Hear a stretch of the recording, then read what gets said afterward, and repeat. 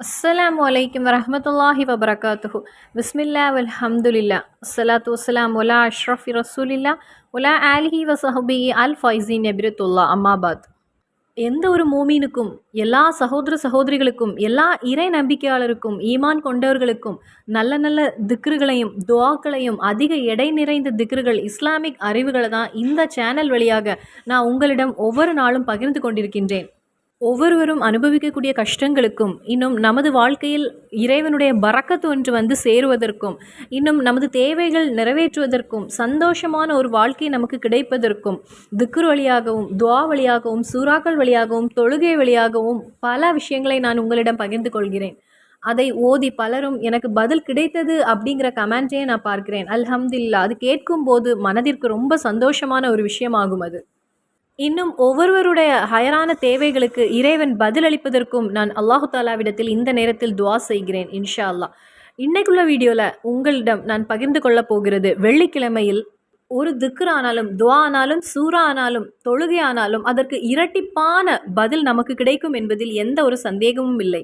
அதே போல தீமைகளை நாம் செய்தாலும், இறைவனுக்கு பிடிக்காத எந்த ஒரு விஷயத்தை நாம் அந்த ஒரு தினத்தில் செய்யும் போதும் அதற்கும் இரட்டிப்பான தண்டனை உண்டு என்பது நமது மூமின்கள் அனைவருக்கும் தெரிந்த ஒரு விஷயம்தான்.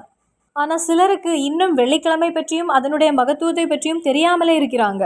எல்லாரும் அப்படி இல்லை. ஒரு 100ல் 80% பேருக்கும் வெள்ளிக்கிழமைனா என்ன, அதனுடைய மகத்துவம்னா என்ன, அதனுடைய சிறப்பு என்ன அப்படின்னு தெரிந்தவர்கள் தான். அப்படி தெரிந்தவர்கள் அந்த ஒரு நாளை இழக்க விரும்ப மாட்டாங்க. அந்த ஒரு தினத்தில் அதிகமான இபாதத்துகள் மூலமும் அமல்கள் மூலமும் இறைவனை அவர்கள் நெருங்குவார்கள். மற்ற நாட்களில் தனது தொழுகையை தொழாமல் இருக்கக்கூடிய அந்த அடியான் கூட வெள்ளிக்கிழமையில் ஜுமாவுடைய நேரத்தில் பள்ளிக்கு செல்லக்கூடியவனாக இருப்பான். அதே போல் அவனுடைய ஆடைகளை எல்லாம் நல்ல முறையில் கழுகி அதை அயன் பண்ணி அணியக்கூடியவனாக இருப்பான். மற்ற நாட்களில் தொழாமல் இருக்கக்கூடிய அந்த அடியான் வெள்ளிக்கிழமை என்று வந்தவுடன் ஒரு புத்துணர்ச்சியோடு அவன் தொழுவதற்கு செல்கிறான். எல்லா நாட்களையும் தொழணும், ஆனால் வெள்ளிக்கிழமையில் நாம் தொழாமல் இருக்கக்கூடாது. மற்ற நாட்களில் ஃபர்ல தொழுகைகளை நாம் தொழ வேண்டும். அல்லாவிட்டால் இந்த துனியாவும் சரி, நாளை நாம் செல்ல இருக்கின்ற ஆகிரமும் நமக்கு நஷ்டமடைந்து விடுவோம். நமது தொழுகையை நாம் சரியான முறையில் தொழுது வரும்போது இந்த துனியாவிலேயே நமக்கு அதிகமான பிரதிபலன், அதிகமான நன்மை காத்திருக்கிறது. அதே போல் ஒருவன் தொழுகையை சரியான முறையில் தொழாமல் இருக்கும்போது இந்த துனியாவிலேயே அவனுக்கு அதற்கான தண்டனையும் அதற்கான பாதிப்பும் அவனுக்கு காத்திருக்கிறது. நாளை மறுமையை அடைந்த பிறகுதான் அங்கு சொர்க்கம் நகரம் என்று ஒன்றை நாம் சந்திக்க இருக்கிறோம். ஆனால் தொழுகையை நாம் தொழாமல் இருக்கும்போது அதன் ஒரு பெயரால் நமக்கு மட்டுமில்லை, நமக்கும் நமது குடும்பத்தினருக்கும் நமது பிள்ளைகளுக்கும் இன்னும் பேர பிள்ளைகள் அப்படி என்று ஒவ்வொருவருக்கும் அந்த கஷ்டத்தை அது போய் சேரும். இனி ஒரு குடும்பத்தில் கணவர் தொழவில்லை என்றால் அது மனைவிக்கும், மனைவி தொழவில்லை என்றால் அது கணவருக்கும், இனி அந்த குடும்பத்தில் ஒரு நபர் தொழவில்லை என்றால் அது மொத்தமாக அந்த குடும்பத்தில் எல்லாருக்கும் கஷ்டத்தை கொண்டு சேர்க்கக்கூடிய ஒரு விஷயமாகும். அதனால ஒருவர் தொழவில்லை என்றால் அவருக்கு மட்டும்தானா என்று நாம் நினைக்க வேண்டாம். அந்த ஒருவர் மூலமாக அந்த குடும்பத்தில் உள்ள பலரையும் அது அதிக அளவில் பாதிக்கும். அதனாலேயே மூமின்களே, உங்களது வீட்டில் உங்கள் கணவரானாலும் அல்லது மனைவியானாலும் அல்லது உம்மாவானாலும் வாப்பாவானாலும் அல்லது உங்கள் பிள்ளைகளாக இருந்தாலும் சரி, தொழாமல் இருக்கும்போது அவர்களிடத்தில் எப்படி நான் இந்த விஷயத்தை போய் சொல்லுவேன் அப்படின்னு தயக்கத்தோடும் மடியோடும் நீங்கள் இருக்கக்கூடாது. அவர்களிடத்தில் கடினமான முறை என்றால் அப்படியாவது நீங்கள் தொழுகையை தொழுமாறு நீங்கள் கட்டளையிட வேண்டும். அது உங்களுடைய உம்மாவாக இருந்தாலும் சரி அல்லது வாப்பாவாக இருந்தாலும் சரி, நீங்கள் கூற வேண்டிய விதத்தில் அவர்களிடத்தில் கூறி அதை புரிய வைக்க வேண்டும். அதேபோல் சில வீடுகளில் பிள்ளைகள் சிறு வயதாக இருக்கும்போது அவர்களிடம் தொழுகையை பற்றி சொல்வாங்க. ஆனால் கொஞ்சம் வளர்ந்த பின்னர் அந்த தொழுகையை பற்றி பெற்றோர்கள் எந்த பேச்சும் பேசாமல் இருப்பாங்க. இனி சம்பாதிக்கக்கூடிய ஒரு வயதை அடைந்தால் அவர்கள் அதை அப்படியே விட்டு விடுவாங்க. சில வீடுகளில் பிள்ளைகள் சம்பாதித்து கொண்டிருந்தால் அவர்கள் அந்த இடத்தில் அந்த பிள்ளைகளிடத்தில் ஏதாவது ஒரு மோசமான விஷயங்கள் இருந்தால் அதை கூட அவங்க எடுத்து கூறக்கூடியவர்களாக இருக்க மாட்டாங்க. அந்த பணம் அந்த இடத்தில் கண்ணை மூடுகிறது. இந்த துனியாவில் அதிக பணத்தை சம்பாதிப்பதன் மூலமாக ஒன்றுமே நிறைந்து விடவில்லை. இன்னும் நாம் செல்ல வேண்டிய ஒரு இடம் இருக்கிறது. அங்கே நமக்கு நிம்மதியும் சந்தோஷமுமான ஒரு வாழ்க்கை நமக்கு கிடைக்க வேண்டும். அதுதான் எந்த ஒரு மூமினுடைய வெற்றியின் அடையாளமாகும். அதனால ஆகிரத்தில் நாம் வெற்றியடைய வேண்டும் என்றால் இந்த துனியாவில் நாம் தொழுகையை எந்த ஒரு நேரத்திலும் தொழுகையை விட்டுவிடக்கூடாது. அது பிள்ளைகளாக இருந்தாலும் சரி, தொழுகையை விடுவதற்கு நீங்கள் அவர்களை அனுமதிக்க கூடாது. இந்த துனியாவில் எவ்வளவு பணம் சம்பாதித்தாலும் சரி, தொழுகையை விட்டு ஒரு அடியான் இருந்தால் அவனுக்கு இந்த துனியாவில் எந்த ஒரு மனசமாதானமும் சந்தோஷமும் இல்லாமலே போய்விடும். அப்போ நான் இங்கு சொல்லி வரக்கூடிய அந்த விஷயம் என்னவென்றால், வெள்ளிக்கிழமை என்றவுடன் எந்த ஒரு தொழாத்த ஒரு அடியானும் அந்த வெள்ளிக்கிழமையில் ஜுமா என்றவுடன் அவன் பள்ளிக்கு விரைந்து செல்லக்கூடியவனாக இருப்பான். மற்ற நாட்களில் அவனை பள்ளியில் பார்க்க முடியாது. ஆனால் வெள்ளிக்கிழமை என்றவுடன் அவன் பள்ளியில் விரைந்து வரக்கூடிய ஒரு அடியானாக இருக்கிறான் என்றால் அதுவும் ஒரு நம்பிக்கை தான். அதனால் தான் வெள்ளிக்கிழமையை சிறப்பு கொடுத்தும் மதிப்பு கொடுத்தும் அவன் பள்ளிக்கு வருகின்றான். ஆனாலும் எல்லா தொழுகையும் தொழுவதற்கு ஒவ்வொரு அடியானும் முயற்சி எடுத்துக்கொள்ளுங்கள். தொழுகையை விட்டுள்ள ஒரு அலட்சியம் உங்களில் யாருக்குமே வேண்டாம். இனி தொழுகையில் நமக்கு ஜம்மு கசருங்கிற சில விதிமுறைகள் இருக்கிறது. இனி ஒரு பயணத்தில் இருக்கக்கூடியவனுக்கு அவனுக்கு கிபிலாவை முன்னோக்கி தொழ வேண்டும் என்றெல்லாம் அவனுக்கு கிடையாது. இனி தொழுகையை அதிகமாக கலாவாக தொழக்கூடியவர்களுடைய கவனத்திற்கு, தொழுகையை அதிகமாக கலாவாக தொழக்கூடியவர்கள் கண்டிப்பாக அப்படி தொழக்கூடாது. ஏனென்றால் நமக்கு ஜம்மு கசரு என்ற கணக்கான விதிகளை இறைவன் வைத்திருக்கிறான். அப்போ ஜம்மு கசரு என்ற நிலை இருக்கும்போது அங்கு ஏன் கலா வருகிறது? ஜம்மு கசரு என்ற விதிகள் எல்லாம் இருக்கும் போதே நாம் புரிந்து கொள்ள வேண்டிய ஒரு விஷயம், அங்கு தொழுகையில் கலா என்பது கிடையாது என்று. ஏதாவது ஒரு நேரத்தில் நமக்கு முடியாவிட்டால் கலாவாக தொழலாம், அது கண்டிப்பாக நாம் தொழுதிருக்க வேண்டும். ஆனால் எப்பொழுதுமே அதை மனதில் குறிக்கோளாக வைத்துக்கொண்டு கலாவாக தொழக்கூடியவர்களாக இருந்தால் அது தவறான ஒரு விஷயமாகும். அந்த ஒரு தொழுகையை இறைவன் ஏற்க மாட்டான். ஏனென்றால் மறைந்திருக்கவற்றையும் நமது உள்ளத்தில் என்ன இருக்குது என்பதையும் அறிகிறான் அல்லாஹு தாலா. அதனால தொழுகையை அந்தந்த நேரத்தில் தொழுது கொள்ளுங்கள். தொழுகையில் கலா என்பது கிடையாது. அது கண்டிப்பாக அந்தந்த நேரத்தில் நாம் தொழுகையை முடித்திருக்க வேண்டும். அதற்குதான் இறைவன் நமக்கு ஜம்மு கசுரு என்பதையும் வழங்கியிருக்கின்றான். வெள்ளிக்கிழமையிலும் சரி, வியாழக்கிழமையிலும் சரி, வியாழக்கிழமை மகரிப்புக்கு பின் வெள்ளிக்கிழமையில் பகலிலும் அதிக சிறப்புகள் இருக்கிறது. ஆனால் முக்கியமாக இந்த ஒரு திக்ரை வெள்ளிக்கிழமையில் ஃபஜருடைய நேரத்தில் நாம் ஓத வேண்டிய திக்ராகும். ஃபஜருக்கு நாம் ஓத வேண்டும் என்பது ஹதீஸ் நமக்கு கற்றுத் தந்திருக்கிறது. இனி வெள்ளிக்கிழமையில் எந்த ஒரு அடியானாவது ஃபஜருடைய நேரத்தில் இதை சொல்ல தவறினால் அவன் மகரிப்புக்கு இதை ஓதலாம். ஆனால் அஃப்லலான நேரம், அதிக எடையும் அதிக மகத்துவம் அதிக சிறப்பும் நிறைந்த நேரம் வெள்ளிக்கிழமையில் ஃபஜருடைய நேரத்தில் நாம் இதை ஓதுவதாகும்.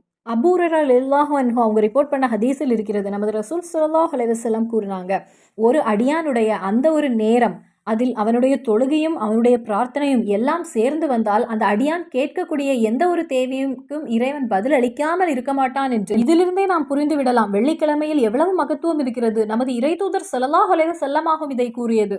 அதாவது வெள்ளிக்கிழமையில் ஒரு நேரம் இருக்கிறது, அந்த நேரத்தில் ஒரு அடியான் திக்ர் ஓதினாலும் ஸலவாத் ஓதினாலும் சூரா ஓதினாலும் தொழுகையை தொழுது அவன் பிரார்த்தனை செய்தால் அது என்னதாக அவன் இறைவிடத்தில் கேட்டாலும் அதற்கு ரப்பு பதிலளிப்பான் என்று.